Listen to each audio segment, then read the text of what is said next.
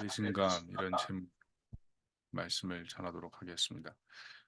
믿는 사람에게 배신당한 적 있으시죠?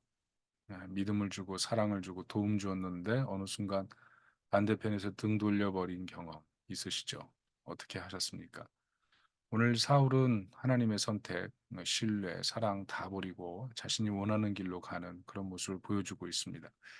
하나님께서 사울에게 배신감 느낄만 하시죠. 17절 이렇게 써 있습니다. 사무엘이 이르되 왕이 스스로 작게 여길 그때에 이스라엘 지파의 머리가 되지 아니하셨나이까. 여호와께서 왕에게 기름을 부어 이스라엘 왕을 삼으시고 가장 하찮을 때 하나님께서 왕 삼아 주셨잖아요. 그런데 왕이 된 이후에는 하나님 마음에 좋은 것 원하지 않죠. 자기 눈에 좋은 것 그것 때문에 하나님께 불순종하죠. 하나님의 왕 되심을 대표한 대표적인 인물, 대표적인 왕. 그게 이스라엘 역사예요. 첫 왕입니다. 꼭 에덴 동산에서 실패한 아담 보는 것 같지 않아요? 하나님 명령이 무엇입니까? 아말렉을 하나님 대신 심판하라였습니다. 출애굽할 때 아말렉이 뒤에서 기습했잖아요. 노약자, 여성, 공격하는 야비한 일을 했기 때문에 이것이 마귀 짓과 똑같았기 때문에 하나님께서 그들을 영원히 멸하라고 하신 거예요. 에덴 동산에서 마귀가 침입해서 아담을 꾀고 하와를 꾀서 멸망시킨 것처럼 아말렉이 지금 똑같은 일을 하고 있는 거죠. 하나님의 왕국, 하나님의 도성, 여기에 사울 왕을 세우셔서 그 일하라고 하시는 거예요. 그런데 결과는 사울 왕이 멸망시켜야 될 그 아말렉 멸망시키지 않아요. 그 원 괴수, 원 뿌리 아가강을 살려주고 그리고 값지고 좋아 보이는 기름진 짐승, 어린 양떼 가장 좋은 것 살려두죠. 아가강이 나중에 보면 막 즐거워하고 노래하고 있잖아요. 얼마나 끔찍한 일입니까? 에덴 동산으로 치환해서 생각해 보면 이게 좀 말이 안 되는 상황이거든요. 우리는 그냥 사울이 자비를 베푼 거라고 생각하면 이 본문을 볼 때 그런 느낌이 안 들지만 에덴 동산으로 치환해서 생각하면 이게 좀 끔찍한 일인 거죠. 왜 그렇습니까? 자기 눈에 쓸모 있다고 생각해서 반대로 음, 자기 눈에 쓸모없고 가치 없는 것은 뭐 쓸모없다고 생각해서 그런 거죠. 눈에 보는 대로 지금 결정한 거예요. 하나님의 원뜻을 생각하지 않는 겁니다. 그러니까 하나님 뭘 느껴요? 배신감 느껴요. 사울 왕에 대해서 후회함을 고백하고 계십니다. 왕이 누구예요? 하나님 섬기고 하나님 나라 세우라고 섬긴 존재죠. 하나님이 후회할 만큼 엉망으로 만들어가고 있는 사람이 지금 사울인데요. 인생을 살면서 이렇게 후회되는 일을 만들면 안 되겠죠. 그런데 이렇게 다 지워버리고 싶은 기억들을 스스로 만들어낸다면 그것만큼 문제가 큰 거 아니겠습니까? 인생에서 처리해야 될 일을 제대로 처리해야죠. 그것을 유보하고 그것을 잘 처리하지 못한다면 오늘 하나님의 후회하심 그리고 사울의 이 망령된 삶 이게 지금 우리 삶에 교차적으로 나타날 수가 있다는 것입니다. 본문에서 우리가 세 가지를 우리가 살펴봐야 되는데요. 첫째는 종교적 태도 속에 숨음라는 것입니다. 사울이 자기 욕심 지금 우상처럼 섬기고 있어요. 그런데 아무 문제의식 없이 예배 드리잖아요. 하나님 권위보다 자기 권위 높이는데 그 불순종 저지르는데 예배는 떳떳하게 드리고 있거든요. 말씀과 반대로 사는데 꺼리낌이 없어요. 그게 문제인 거죠. 하나님의 자비를 우롱하는 거예요. 제사 드려요. 예물도 준비해요. 그런데 하나님을 향한 진짜 순종은 없어요. 그게 문제예요. 겉으로 그럴싸해요. 근데 속 보시면 외식으로 점철돼 있어요. 종교인이죠. 참순종, 참청종 잃어버렸어요. 형식적 예배 잘해요. 그런데 파손된 배. 그게 사울이에요.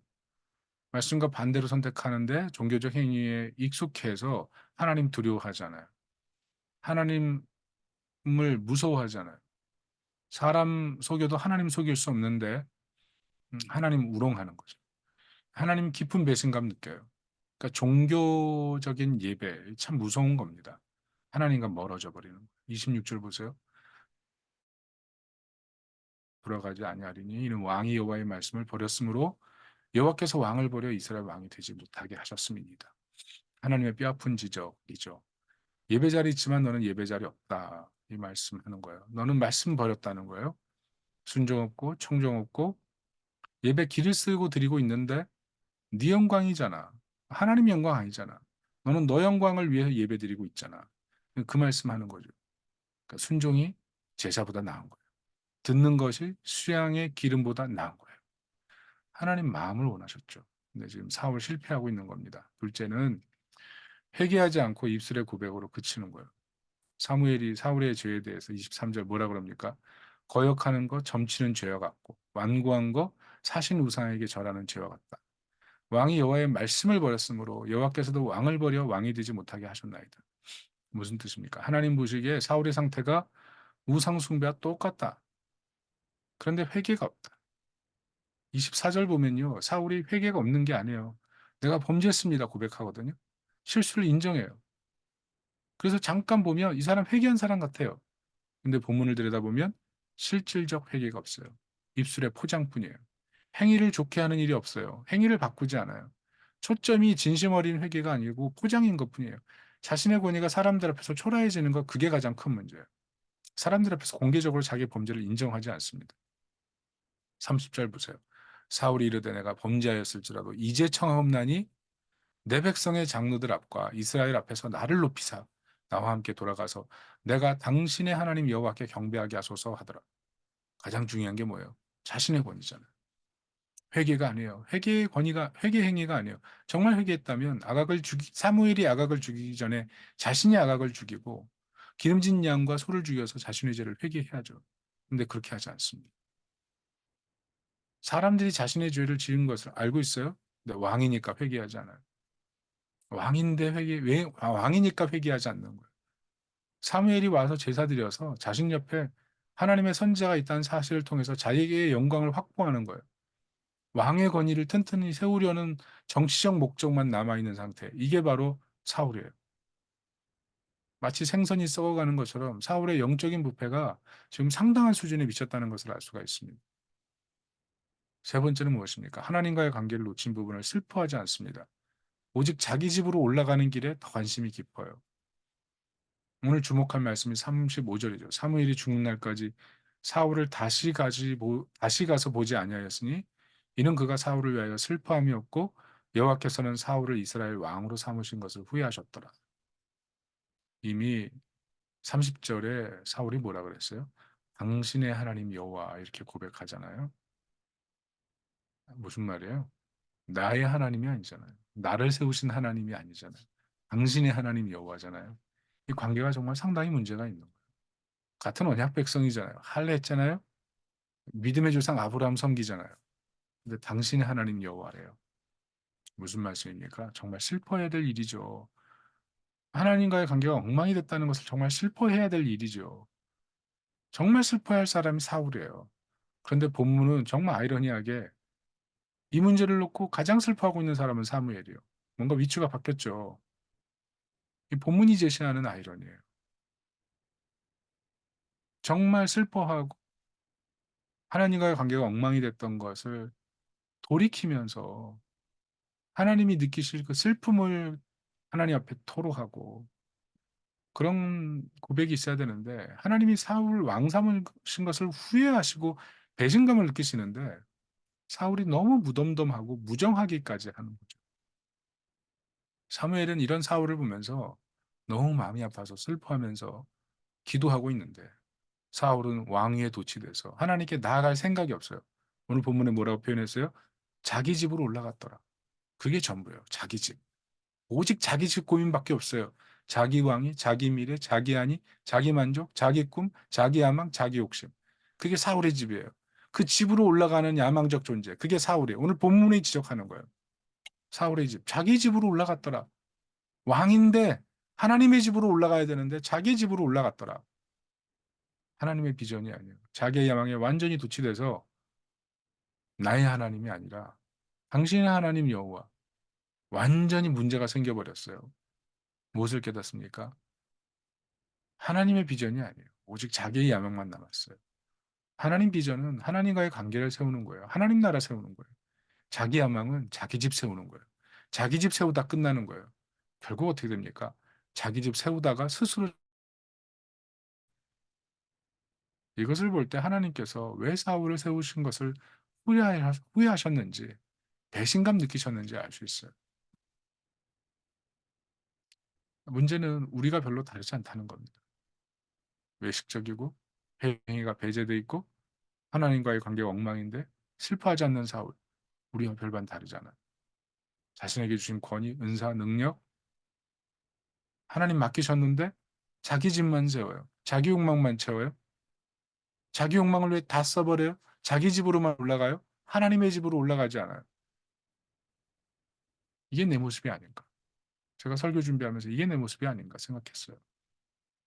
내 집에 올라가는 사울의 모습을 보면서 나는 정말 하나님을 위해 하나님의 집으로 올라갔던가, 하나님의 비전에 반응했던가, 나의 야망에 반응했던가 돌아보게 되더라는 거죠.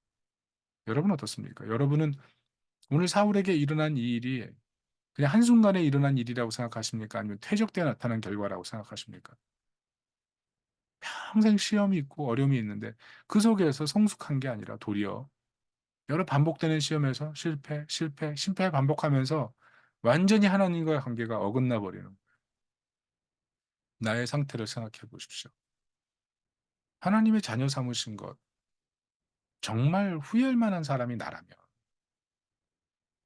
사울을 보면서 누군가를 발견한다면 그걸 본문이 원하는 게 아니라 이 사울을 보면서 나를 발견하는 것이 본문의 요구겠죠. 내가 만약 위선적이라면 입술의 회개만 있다면 하나님께 나아가지 않고 자기만 세우는 사울이라면 그게 내 속에 있다면 순종도 없고 청종도 없고 슬퍼하지도 않고 너무나 안타깝게도 본문의 사울이 저인 것입니다. 복음이 무엇입니까?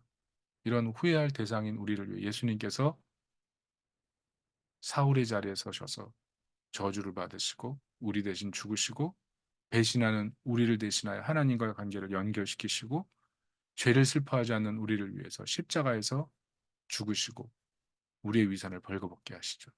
그 십자가를 바라볼 때 정말 복음을 알게 되면 내가 얼마나 죄인인지를 깨닫고 십자가에서 예수와 함께 죽고 예수와 함께 살려고 하는 그 삶이 반복되는 거예요. 그래서 예수님 악마하고 예수님 사랑하고 예수님 의지하면서 하나님 기뻐하는 삶을 선택하게 되는 것입니다. 그래서 하나님이 후회하시는 인생이 아니라 하나님의 은사와 부르심에 후회함이 없는 인생이 되는 거예요. 결국 뭡니까? 이 중요한 일이 예수님 바라보는 거예요. 참혹한 그 십자가를 바라보는 거예요. 내 죄를 보는 거예요. 내 위선을 보는 거예요.